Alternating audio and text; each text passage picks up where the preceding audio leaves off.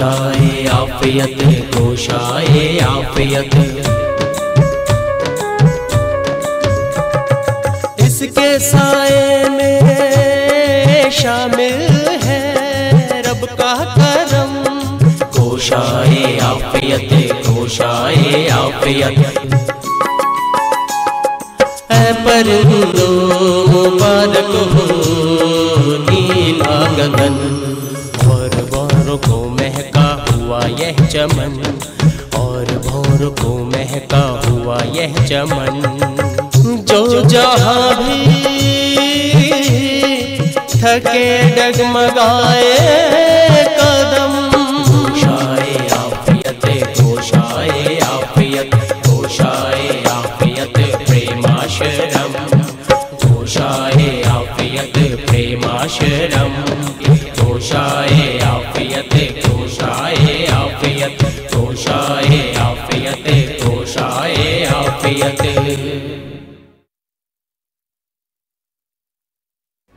अचानक कौन सा दुख आ गया कि दीदी हमसे भी कुछ नहीं कह पाई और यूं चली गई।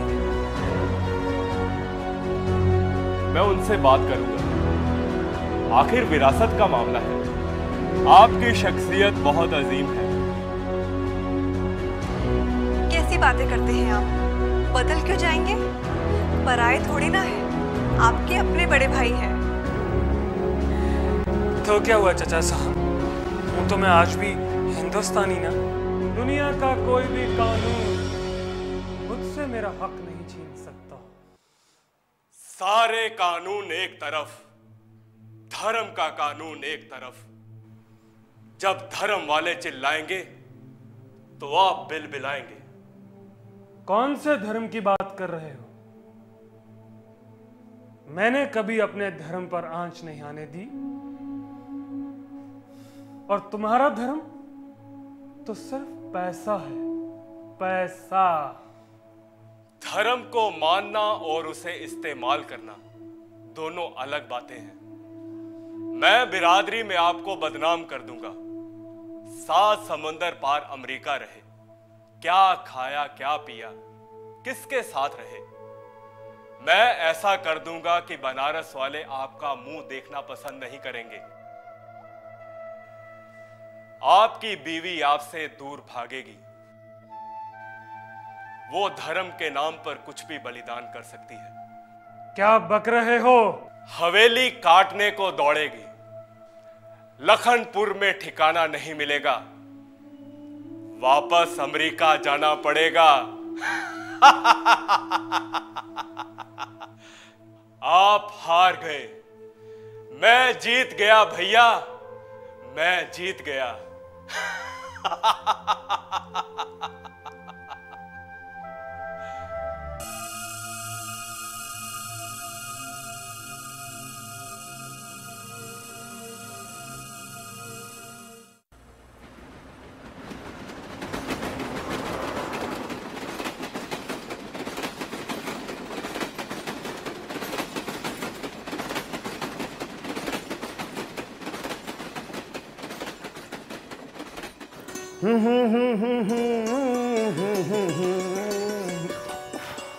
अरे क्या करती हो? आज सब कुछ भूल गई? बौला गई हो क्या? नहीं जी, ऐसी बात नहीं है। आज गुस्सा करने का दिन नहीं है। आज इतने सालों बाद हमारा प्रेम वापस आ रहा है जी घर। हाँ दया की माँ, बड़े भैया की रूह स्वर्ग में आज कितनी खुश होगी कि उनका बेटा है इतने बरसों बाद घर वापस आ रहा है। हाँ ये तो है, उसके लिए रो रो के वो ख़त्म हो गए। पर आज तो वो बहुत खुश होंगे।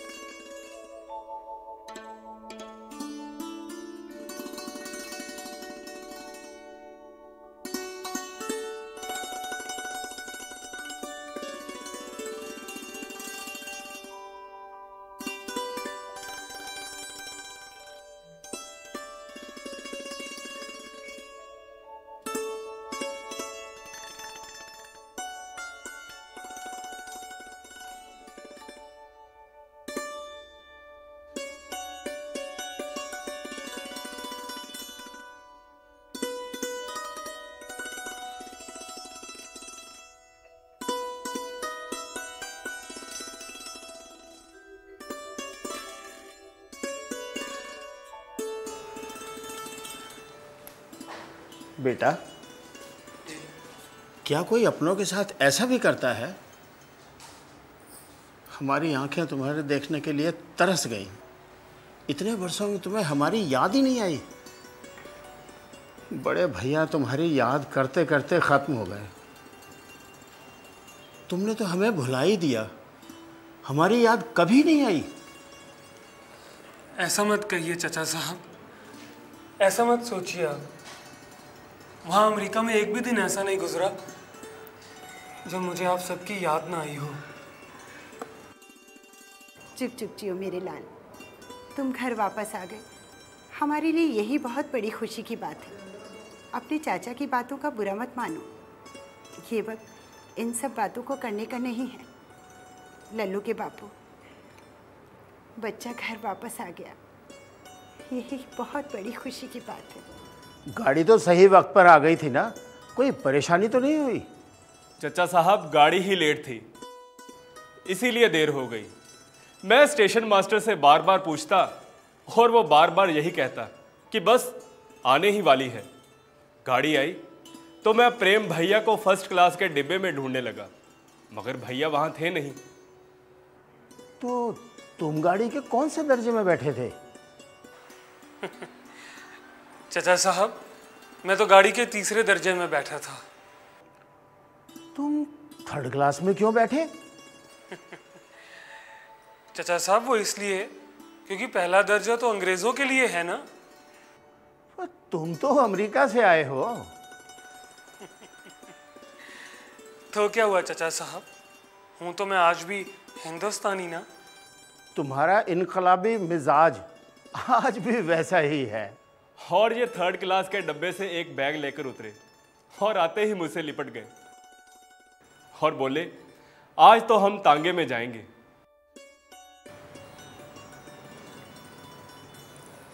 चाचा साहब। हाँ बेटा। शेख बाबा नहीं कहीं दिखाई दे रहे? वो तो तुम्हारे पिता के गुजर जाने के बाद हवेली छोड़ गए थे। और भैया, हमें तो आप अमेरिका का हालचाल सुनाइए। अरे अभी तो आया है थका हारा, यही रहेगा, सुनती रहना फिर।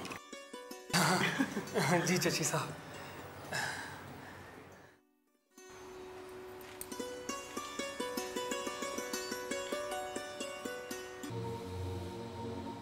ज्ञान भैया,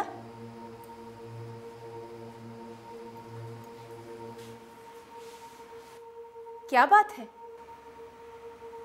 आपके भैया यहाँ आकर खुश तो हैं? वो तो खुश है भाभी, मगर बिरादरी खुश नहीं। बिरादरी ने भैया को बाहर कर दिया है। मगर क्यों? बिरादरी ने उनके खिलाफ इतना कड़ा फैसला क्यों लिया? उन्होंने कौन सा धर्म तोड़ा है, कौन सा पाप किया है? मैं जानता हूं भाभी कि आपने भैया के वापस आने के लिए कितनी दुआएं की हैं और आप उनके लिए हर मुसीबत का सामना कर सकती हैं, मगर मैं ये भी जानता हूं कि आपको आपका धर्म आपकी जान से भी ज्यादा प्यारा है। आपने अच्छा किया जो आप नीचे नहीं आए और आपको किसी ने उनसे बात करते हुए नहीं देखा, नहीं तो वो लोग इसी वक्त हंगामा कर देते। वो तो मुझे लाज आ रही थी इसलिए, लेकिन इसका धर्म से क्या संबंध है? हंगामा करने की क्या बात है? 7 फेरे उनके साथ लिए हैं तो सारी जिंदगी उनके साथ बिताना मेरा धर्म है। धर्म से इसका संबंध बहुत बड़ा है भाभी।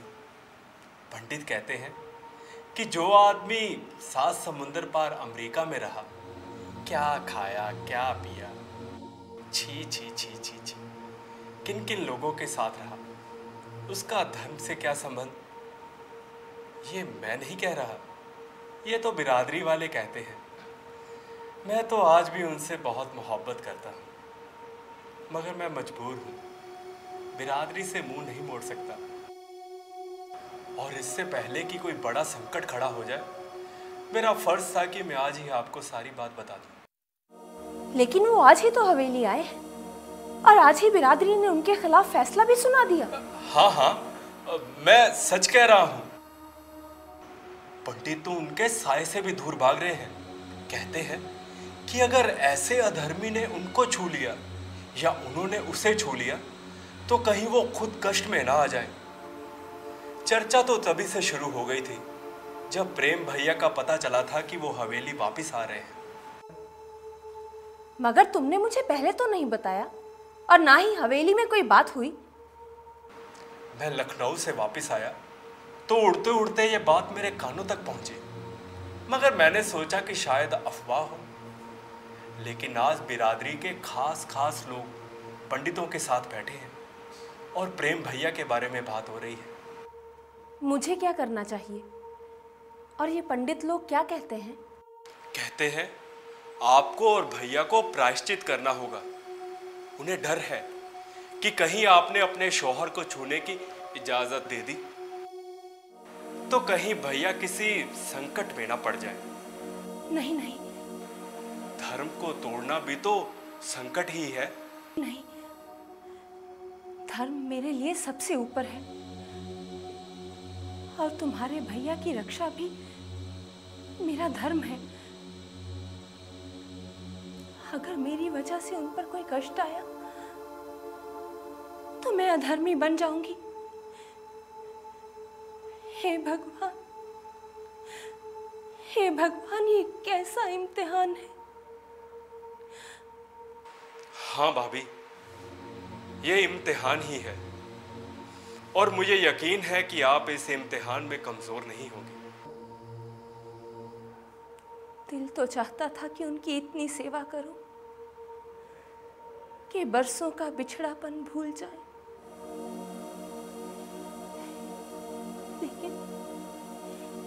लेकिन अब क्या होगा? क्या बीतेगी उन पर? क्या बीतेगी मुझ पर? हे भगवान,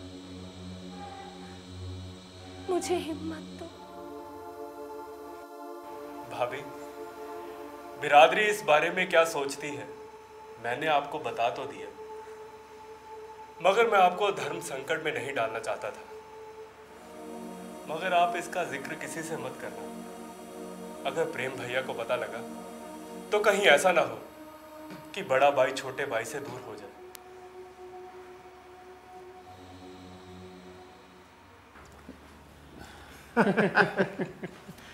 ईश्वर करे किसी की नजर ना लगे। दोनों भाई एक जैसे कपड़ों में कितने अच्छे लग रहे हैं। भैया आप बैठिए। बैठो बैठो।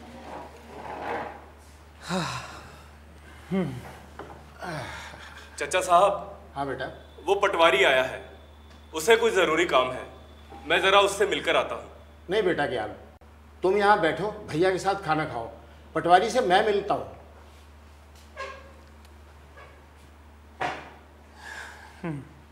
भैया आप खाइए। हाँ, मगर वो श्रद्धा कहाँ है? उन्हें तो यहाँ होना चाहिए था। बरसों हो गए उनके हाथ का खाना खाए। भैया आप खाइए, भाभी तो अपने कमरे में होंगी। ये खाना मैंने खास तौर पर आपके लिए बनवाया है। अच्छा? हाँ।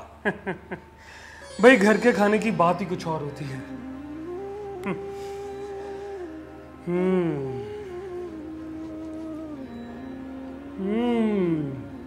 वाह, क्या लजीज खाना है। वहाँ अमेरिका में तो बस बाहर का खाना ही खाना होता था, बस यूं बस पेट भर लेते थे। भैया बरसों आप अमेरिका में रहे हैं तो वहाँ के खाने का मज़ा नहीं आता होगा, तो आज घर पे आए हैं तो खाने का भरपूर मज़ा लीजिए।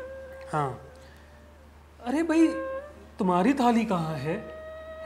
बरसों बाद दोनों भाई मिलकर खाना खाएंगे। और हाँ, अगर श्रद्धा यहाँ होती, अपने हाथ से परोसती तो और अच्छा लगता। भाभी तो बहुत अच्छी हैं, आपने ठीक किया जो वापस आ गए। आप खाइए भैया, मैं तो बाद में खा लूंगा।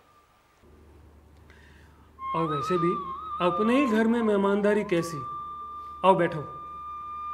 और ये भी क्या बात हुई कि मैं बड़ा हूं तो पहले खाऊंगा, तुम छोटे हो तो बाद में। अब भाई वैसे भी मुझसे इतना सारा खाना नहीं खाया जाएगा।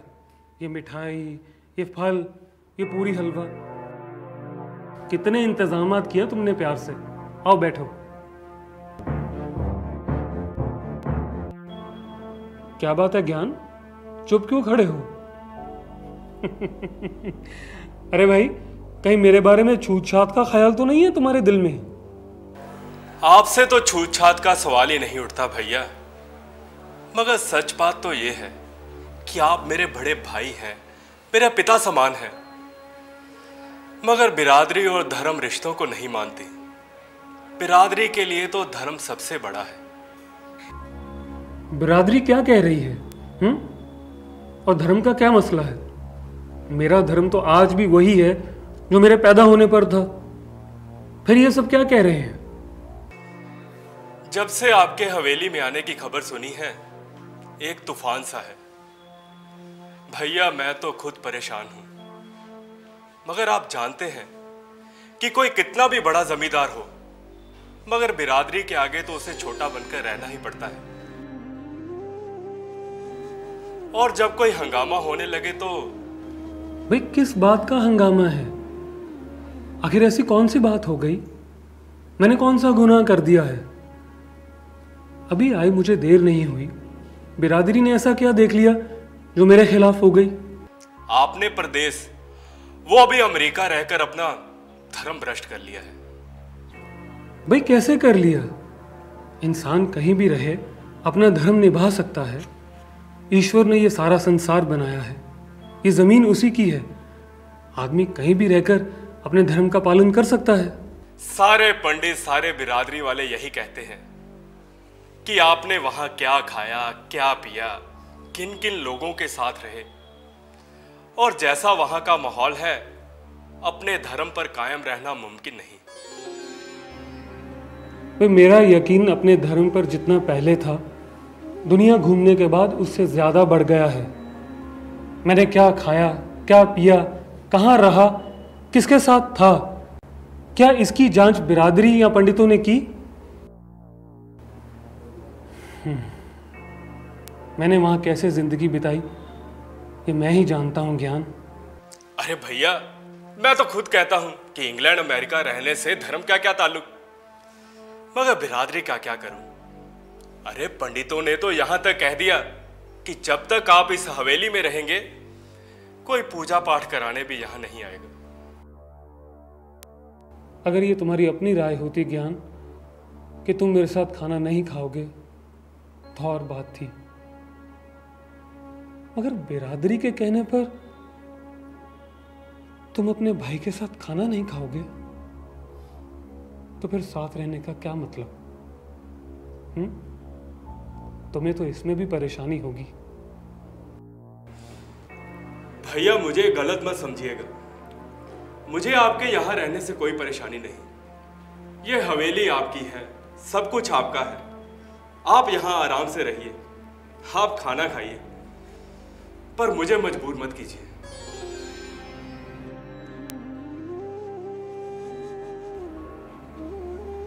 ठीक है, मैं तुम्हें मजबूर नहीं करूंगा, और मेरी समझ में सब कुछ आ रहा है। कहीं यही सोचकर श्रद्धा तो यहां नहीं आई? नहीं नहीं, श्रद्धा ऐसा नहीं सोच सकती। श्रद्धा तो मेरी अर्धांगिनी है, मेरी रूह। वो ऐसा कैसे कर सकती है?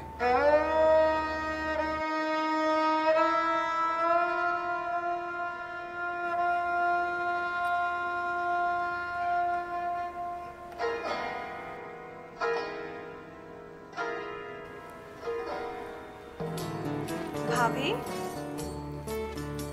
भाभी, आज तो इतना खुशी का दिन है और आप ऐसे उदास बैठी हो।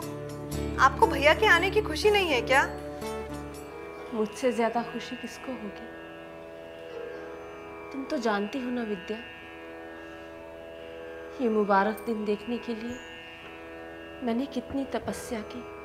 भाभी, आप ये बातें छोड़िए, आप यहाँ पे बैठिए। आइए, बैठिए। आज मैं आपको सजाती हूँ।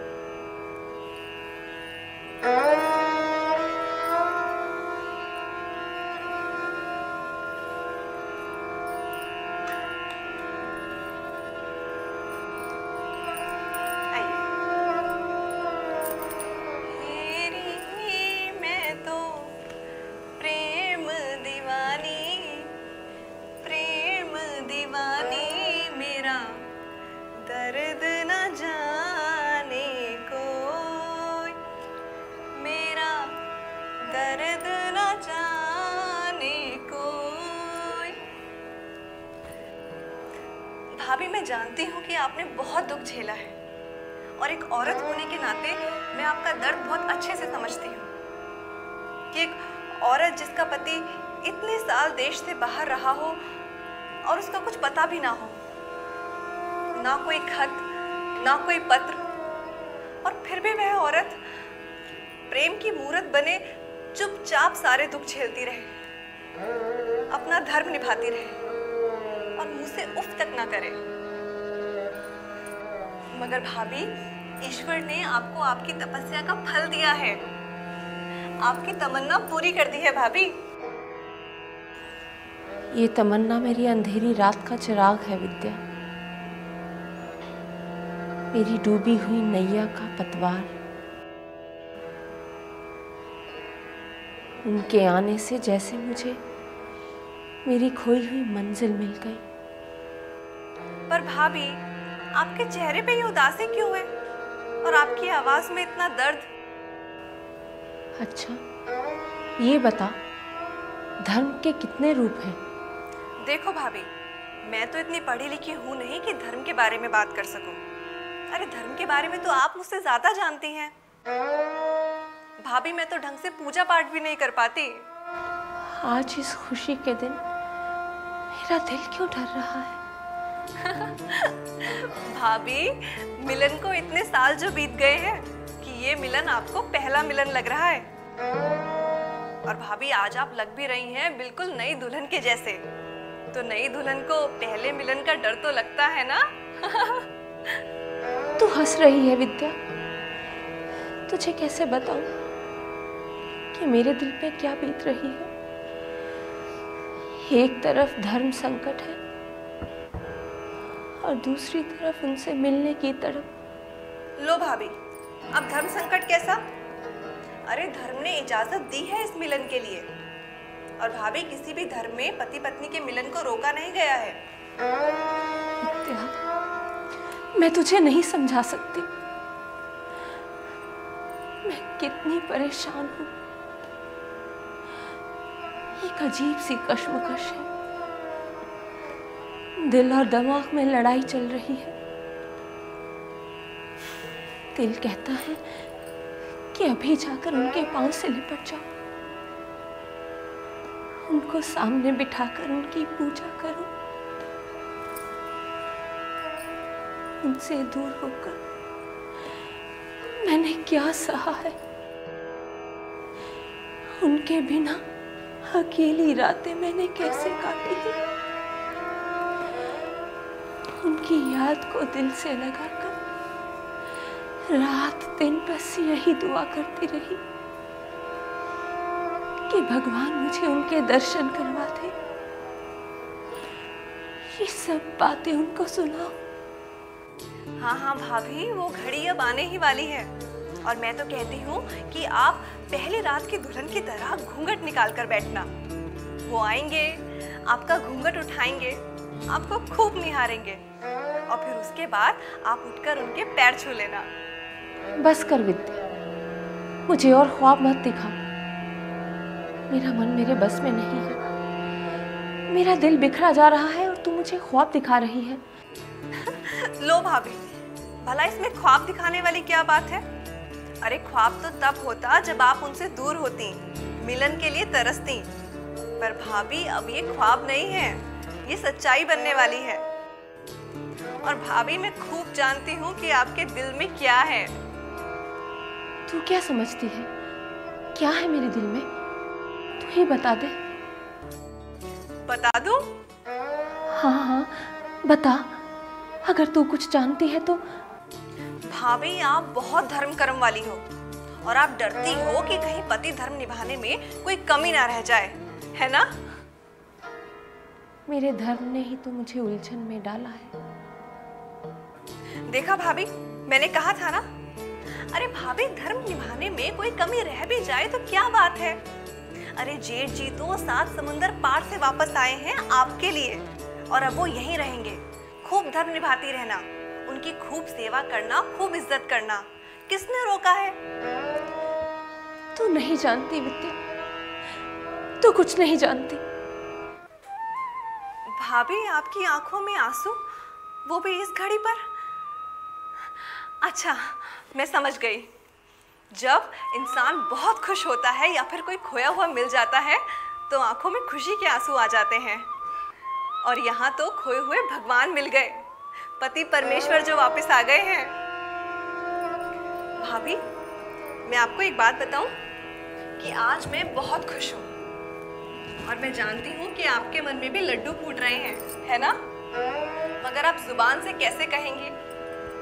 और भाभी, आज तो मिलन की रात है और आप जानती हैं, आप बिल्कुल नई दुल्हन की तरह लग रही हैं। अच्छा भाभी, अब मैं चलती हूँ, प्रेम भैया आने वाले होंगे और जब प्रेम भैया आए तो उनका अच्छे से स्वागत करना। भाभी, प्रेम भैया सच में बहुत अच्छे इंसान हैं। मेरा कहना समझ गई ना मेरी बड़ी बहना?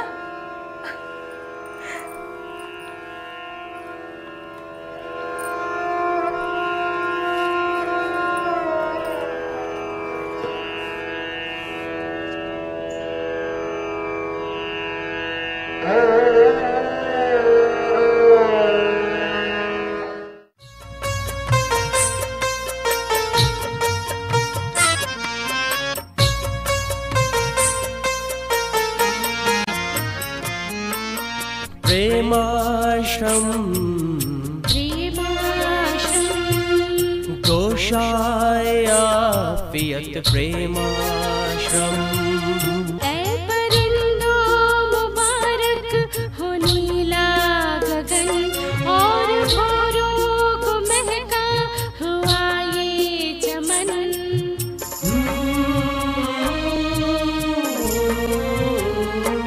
जो जहाँ भी थके डगमगाए कदम, जो जहाँ भी थके डगमगाए कदम। घोषायापियत प्रेमाश्रम, घोषायापियत, घोषायापियत, घोषायापियत, घोषायापियत।